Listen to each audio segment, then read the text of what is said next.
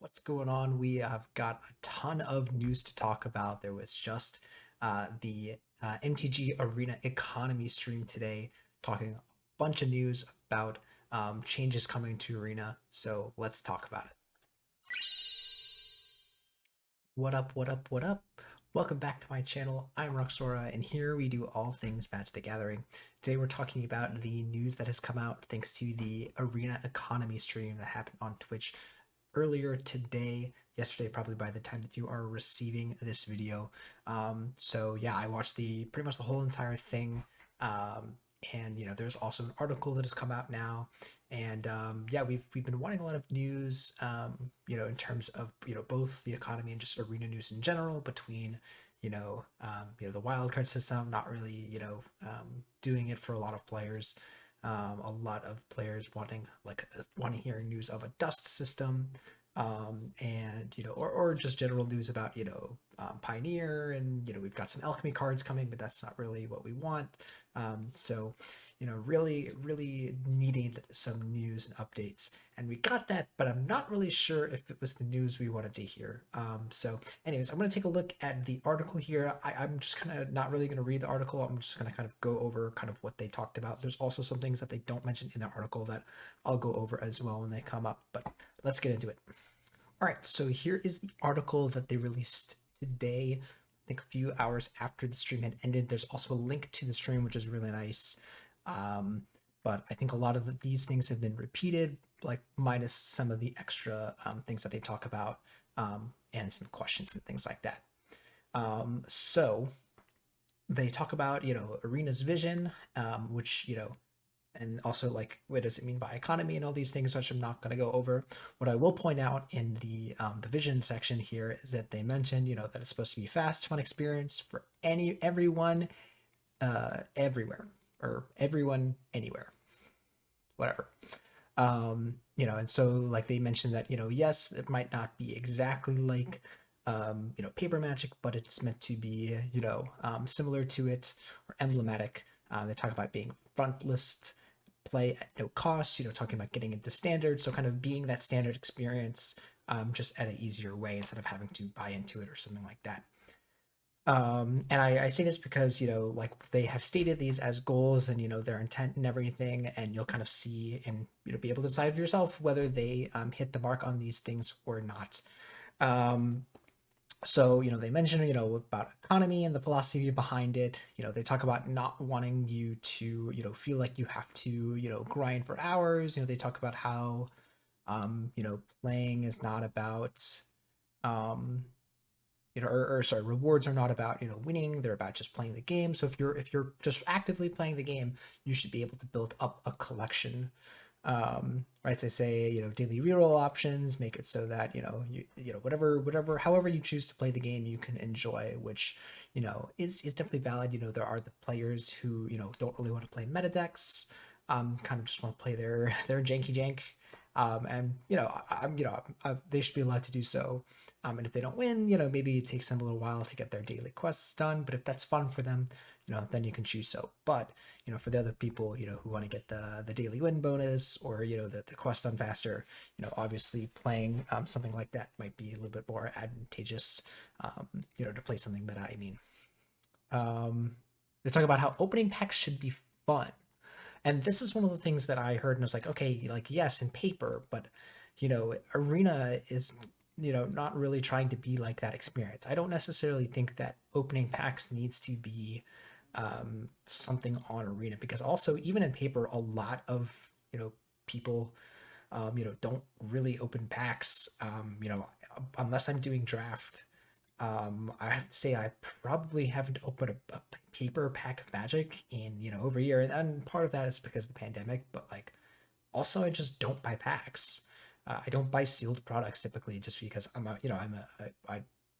build my decks by buying the cards typically. So I kind of disagree with this statement right out of the back, right out of the gate.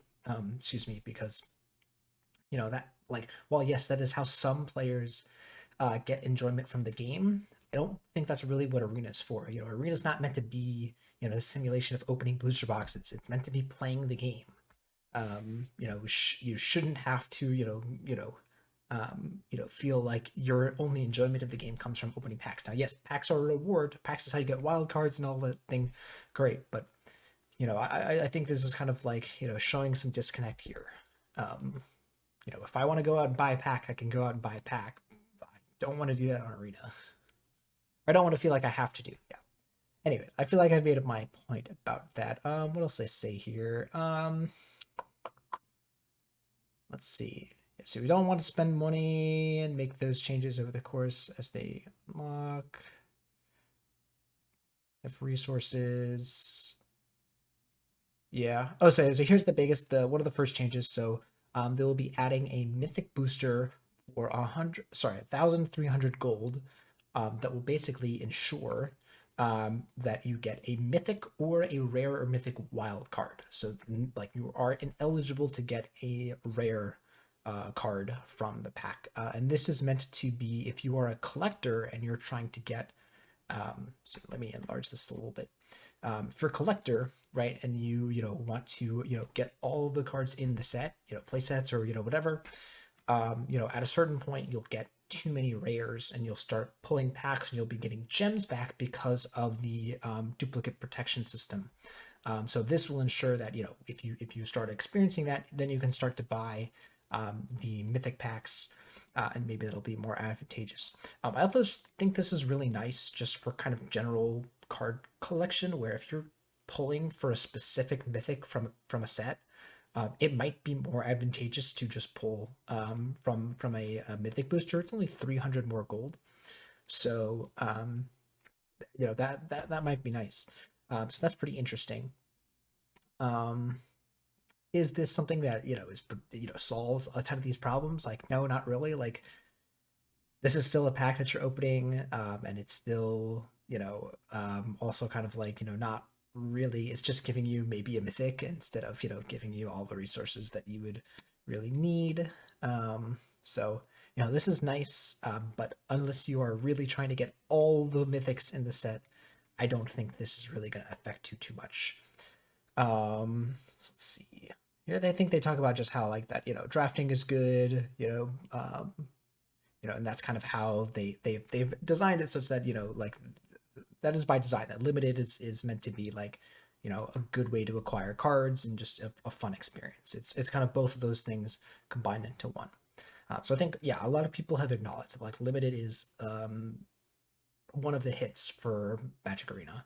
You see a lot of professional players drafting on Arena as opposed to on Magic Online, just because it's pretty easy to kind of go infinite in that you play, you draft, and you win games to the point where you can basically just re-enter a draft assuming you have a 50% win rate, which most professionals do.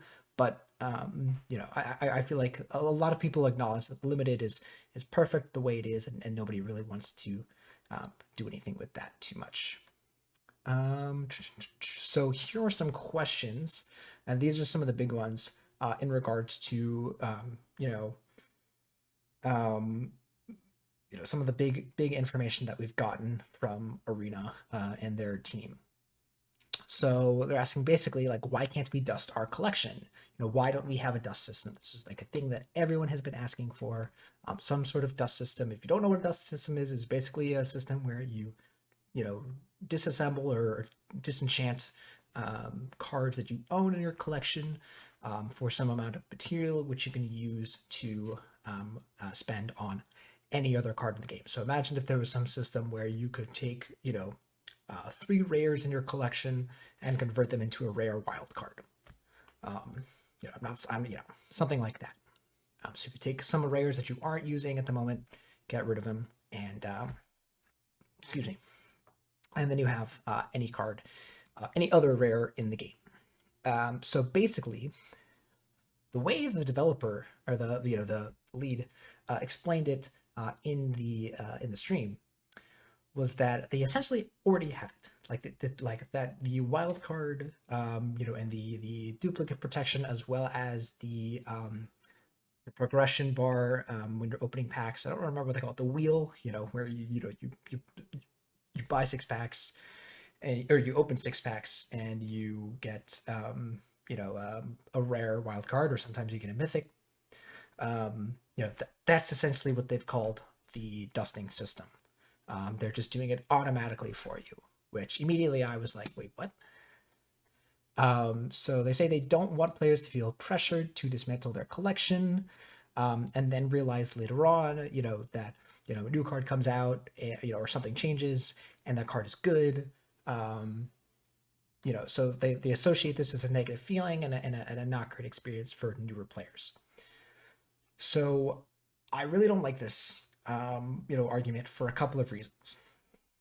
So number one, um, this is a personal choice. It's kind of like you give them the option to it, and they can do it or not. And yes, there might be some deliberation over it. They might be confused, and they could also just make the choice to not do it. Um, the other thing is, they mentioned, that this might not be, newer, player friendly. Um, I don't really think that newer players should be disenchanting cards that often. The other thing in regards to the situation of you disenchant a card for another card, for let's say you disenchant three of I don't know um, I don't know Bank Buster, the artifact, the Bank Buster from Kamigawa, right, the artifact vehicle that draws you cards, whatever it's called. And that card's not really seeing a ton of play at the moment. So you say, all right, this card's not really seeing play. I'm going to disenchant it. Disenchant 3 copies for something else. Then you continue playing the game. You're still earning gold and whatnot, and you're still getting rare wild cards. And then all of a sudden, if something happens and card's good again, you're gonna be like, oh man, I disenchanted that card. Just craft it again, and in any case, if it makes the player be more enjoyable, in the arena in the short term, and then in the long term, from arena's perspective, convinces you to play the game more, or spend money, right? So if you're like, I don't have gold, or I don't have wild cards, whatever, to recraft the banker, guess I'll spend some money. If you really want to do that. So yeah, I just find this argument very unconvincing, both in terms of we already have a crafting system, or a dusting system, not real. I would rather get the autonomy to decide, yes, I would like to disenchant this card, or no, I would not like to disenchant this card. Um, yeah, I just kind of, that's how I'm feeling about it, and I really don't think we should be encourage. I agree that you shouldn't allow or maybe incentivize newer players to disenchant or feel pressured to, but I don't think they will. I don't think they ever will. I think if most people are on the fence about disenchanting something, kind of like me, I just don't. I did that in Hearthstone. I did that in a bunch of other games where if there's something like, I don't know if I should disenchant this, I just don't. I disenchant something else. So yeah, I find this pretty unconvincing, and this is made even worse with the next question, which says, would you ever allow the exchange of lower rarity cards for higher rarity? So maybe something like you convert 10 or 20 uncommons, and that's a rare. Just throwing that number out there. Not saying that's an appropriate number. Just throwing that out there. They say no plans for this whatsoever. Nothing. Nada. So already, they're kind of slamming the door on all of these things that, were quality of life things, or features that a lot of arena players were hoping for to improve the economy of the game, and we're getting none of them. But here's what we're getting. So, oh my God.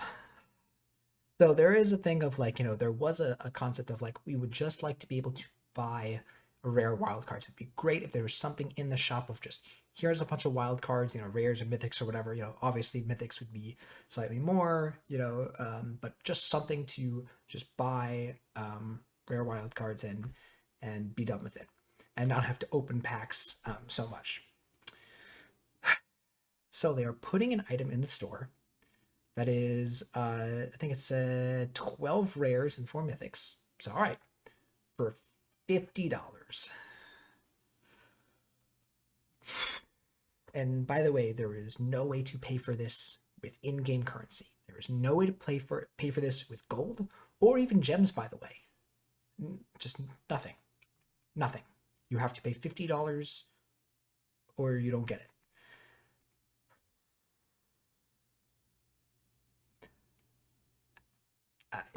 I don't understand why there isn't some way to buy this using gems or or gold. Like I would take gems if they said $50 or however many gems. I would have sucked it up. But the fact that we can't even use any in-game currency to pay for this is just astounding. It's essentially just marketed towards the people who are essentially you call them whales, but or pros or whatever who are interested in buying packs. Now I will say before I go off on this even more, people have done the analysis, and yes, technically speaking, this is something about a 30% discount or some sort of a reduced cost for getting the wild cards, as opposed to if you spent the $50 and bought packs. Great. Does nothing in to solve this issue of hey, I have I want to finish my deck. So here they're saying I want to buy cards, but what if you don't want to spend money? What if you don't have rare wild cards, but you have tons of gold, or you have tons of gems, and you're just like I'm out of wild cards. I would like some more. They're essentially saying suck it up and buy packs. Yeah, Oh, and they're even saying, I didn't even see this. It's only a limited time offer, so it's not even a permanent thing. They're just going to see if people buy it. So if you are seeing this, if you see this, and you're thinking about buying it, please don't. Do not buy it. It is like you are playing right in their hands, and they will either continue it, or if you don't buy it, they'll either get rid of it and do something else, or maybe they'll add the gems. They'll be like, hey, you guys didn't buy it for this. Here's some, here's a gem price, or here's a gold price, maybe. So that's really what we need to do here. We need to send a message and say, no, we are not spending $50 on this ever. Give us a way, give us a better option. That's my plan. So what else did they say here? So yeah, so that was pretty annoying. The other big announcement, I think there was, some of the other features that they talked about, not necessarily economy news, but one of the things that I really liked hearing, I would say the one good thing that I saw here was that, there was a question about, the duplicate card reprint problem of, there was a Thalia Guardian of Thraben printed in Jumpstart, and then it was later reprinted in Innistrad Midnight Hunt or Crimson Vow, one of them. So then there was this thing of you could have 4 Thalias of one kind and 4 Thalias of another, and you couldn't do anything with them. You just had 4 of each, which is really dumb. Somebody asked the question of why isn't there something to do something about this? And while I'm going to say something good eventually, the lead gave a very poor answer of saying technology, is the short answer. Everybody has been making memes about it and making fun of it, rightly so. But so essentially, he said we just didn't allow have a system in place for that, which is crazy because Jumpstart happened incredibly long time ago. This issue has been around for forever. I'm absolutely sick of that excuse. But said that eventually they're going to add something in to allow you to pick arts of cards, so it will allow you to switch between the art for Jumpstart and the art for Crimson Vow or whatever set it's from. And similarly, it would allow you to do basic lands. I'm really excited about it allowing me to select here, this is the mountain that I want to use in all of my decks. You won't have to see me change it and stuff anymore. So that was a really nice quality of life that's coming. I hope soon. I really hope it's coming soon. And then what was the other? So there's this, and then what was the other announcement that they made? There's another one that I'm forgetting. I think that's it. And then there was this other thing about how they're talking about, they're boasting about this success of alchemy, as opposed to introducing Pioneer and whatnot. They talk about how these rebalances have done really well. citing the Orzhov Venture deck by Deceased after the rebalances, which is good. Like, great. I'm glad that the rebalances have done something. I'll admit I was wrong about the Venture rebalances. I thought they would do nothing. Turns out they made a deck pretty competitive, which great. But still doesn't really solve this issue of Pioneer, to which they've even said they haven't given us any news on. And even on things like we had the Kaladesh and Amonkhet remastered drafts, they even made the announcement. That was the other announcement, that we have no more remastered drafts coming in the near future. There is no new news about any remastered sets coming. God, I'm sorry. I'm just like, I thought that was really even worse. I know some people are really mad about that. Um, I kind of rightly am. We've kind of had a lack of new non-alchemy things. It's kind of like the only new thing happening on Arena, besides some set releases and alchemy, is nothing. We haven't seen any new remastered sets. We haven't gotten any new features. We still don't have a spectator mode. Like, there's all of these things that are missing, and it's just kind of ridiculous how long it's taken. Oh, that was the other thing. I'm completely missing. So I'll talk about this in this last part in just a moment. But the biggest thing, and the biggest thing that I want people to take away is, I was going into this hoping to find some, revitalized confidence in the Arena team, given all the bad, rap that it's gotten. And I was really looking forward to them coming out, ahead of everything, making some really good changes to the economy, and giving us some other great news for the future. I've never been more disappointed in my life. Um, at one point the lead said, was asked one of these questions. I think it was in relation to the question about, the multiple Thalias in your collection. And basically said, yeah, technology, we're learning as we're going. Which, when I heard that, as I understand that, game design is a practice. Again, I'm a game designer, so I know, but like, I interpreted that as, we don't know what we're doing. And it's been, how many years? God, how many years has Arena been out? Been all 4 years that Arena's been out now, and I still feel like the developers are treating this as a new product, um, and I'm not okay with that. So yeah, I was very disappointed with the announcement. But let me get to the one good announcement. That's definitely good. Besides, I guess, besides the basic land feature that wasn't even really important to the economy.